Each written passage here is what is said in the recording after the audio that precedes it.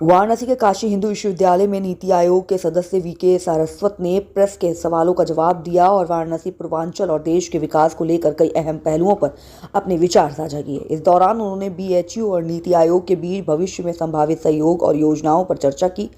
सवालों के दौरान वीके सारस्वत ने पूछा गया कि क्या बीएचयू और नीति आयोग के बीच वाराणसी और पूर्वांचल के विकास के लिए कोई सहमति बन रही है।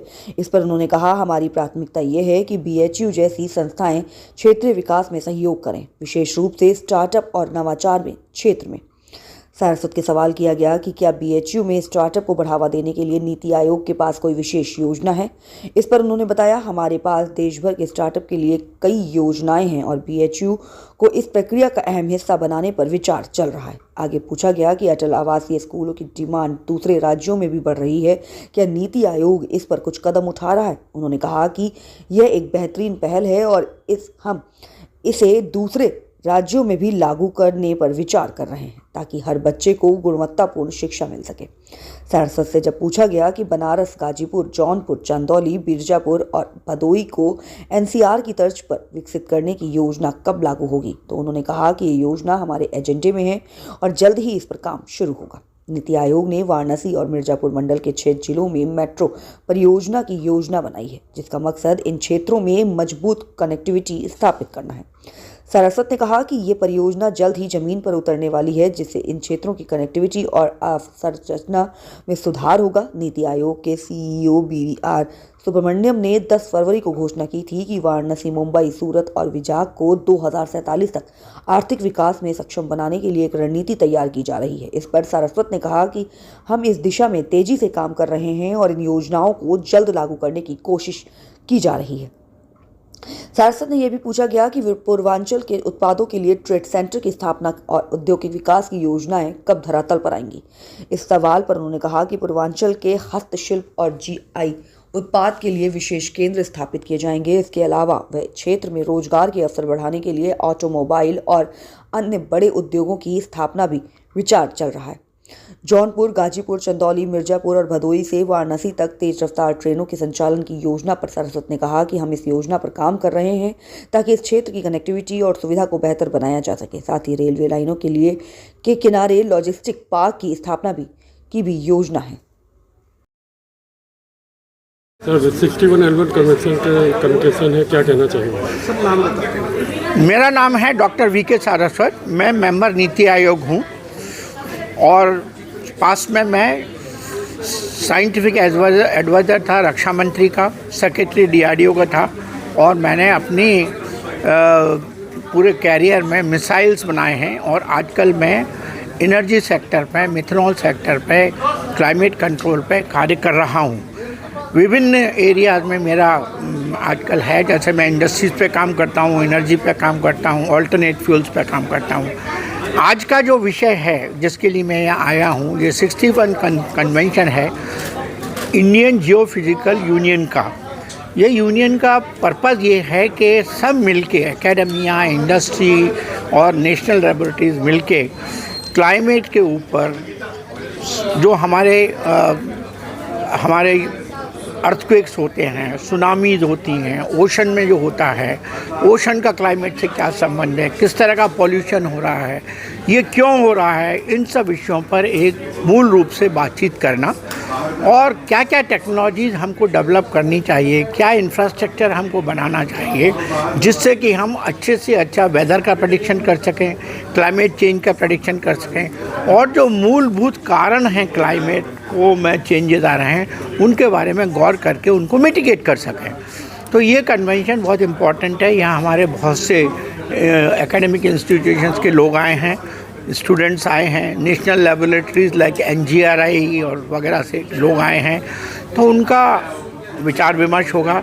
हमारे सेक्रेटरी अर्थ साइंसेज भी आए हैं जो कि इस क्षेत्र में लीडर हैं।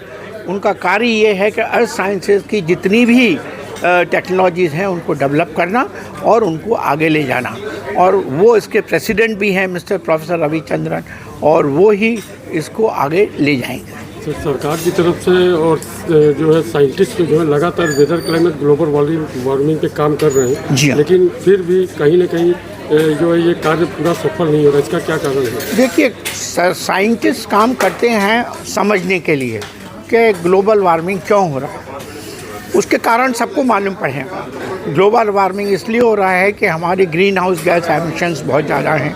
कार्बन डाइऑक्साइड हम जो ऑटोमोबाइल्स में निकालते हैं, इंडस्ट्रीज़ में निकालते हैं, घर में लकड़ी के ऊपर कूड़ा खाना बनाते हैं, उससे जो हमारी जितनी कार्बन डाइऑक्साइड हमारे एटमॉस्फेयर में जा रही है, उससे हमारा एटमॉस्फेयर का टेम्परेचर बढ़ रहा है। और टेम्परेचर बढ़ने से क्या होता है कि उसको बोलते हैं ग्लोबल वार्मिंग। उससे जो होता है अंदर की हीट बाहर नहीं जा पाती है। जब वो बाहर नहीं जाती है तो टेम्परेचर बढ़ता है, तो उससे ओशंस का टेम्परेचर बढ़ता है, उससे फ्लड्स आते हैं, उससे वेदर उल्टे सीधे हो जाते हैं। एक ज़माने में आज के दिन काफ़ी सर्दी हुआ करती थी, आज सर्दी नहीं है। एक ज़माने में रेनफॉल कहीं कहीं नहीं होता था, आज वहाँ रेनफॉल हो रहा है, लैंडस्लाइड्स हो रहे हैं। तो ये सब का कारण है ग्लोबल वार्मिंग। उसका मेन पर्पज़ है कि जो इंटरेक्शन है एटमॉस्फेयर का, ओशंस का,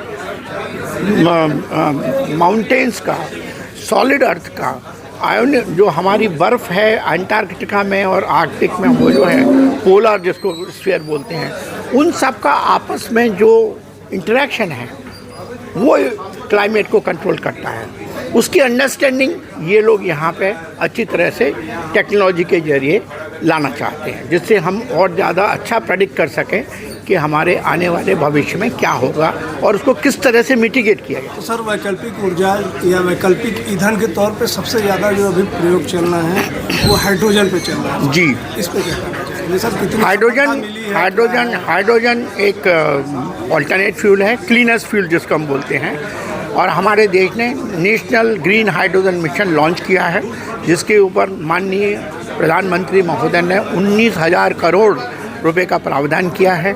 हम 3 तरह की hydrogen valley 1, hydrogen valley 2, hydrogen valley 3 बनाने वाले हैं, जिसमें करीब 500 टन्स और 5,000 टन्स की हाइड्रोजन बनाई जाएगी। हमारा एक पूरा गोल है कि 2030 तक 5 मिलियन टन्स ग्रीन हाइड्रोजन बना के हम एक्सपोर्ट करेंगे। उसके लिए हमारे इस हाइड्रोजन मिशन में बहुत सारी स्कीम्स बनाई गई हैं, PLI स्कीम्स बनाई गई हैं, जिससे हाइड्रोजन बनाने के लिए इलेक्ट्रोलाइजर्स की ज़रूरत होती है। उसके प्रोडक्शन के लिए हमने PLI स्कीम बनाई है। हाइड्रोजन बनाने के लिए क्रिटिकल मटेरियल्स की ज़रूरत होती है, उसके लिए PLI स्कीम बनाई है। हाइड्रोजन जो मोबिलिटी के लिए जो हाइड्रोजन होती है उसको हम फ्यूल सेल में चलाते हैं, तो फ्यूल सेल के प्रोडक्शन के लिए PLI स्कीम बनी है। तो ये एक बहुत बड़ा नेशनल मिशन है हाइड्रोजन के ऊपर, और इसमें बहुत सारी इंडस्ट्रीज़ जो है इस समय पार्टिसिपेट कर रही हैं। एकेडमिक इंस्टीट्यूशंस में रिसर्च चल रही है और नेशनल लेबोरेटरीज़ में इसके ऊपर डिमॉन्स्ट्रेशन प्लांट्स लगाए जा रहे हैं। राजस्थान में लग रहा है, आसाम में लग रहा है, गुजरात में लग रहा है, और IITs में इसके ऊपर रिसर्च हो रही है।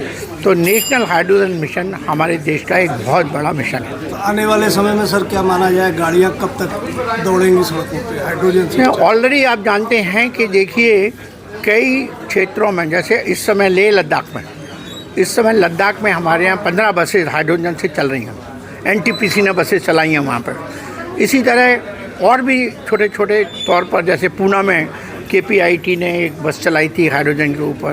तो इस पर कार्य जारी है और मुझे पूरा विश्वास है कि आने वाले 3-4 साल में हाइड्रोजन पूरा तो कुछ नहीं हो सकता है, पूरा कभी नहीं होता है। देखिए, हर चीज़ का एक ट्रांजिशन स्ट्रेटेजी होती है, तो ट्रांजिशन में टाइम लगता है, पर हाँ शुरुआत हो गई है और शुरुआत अच्छी हुई है।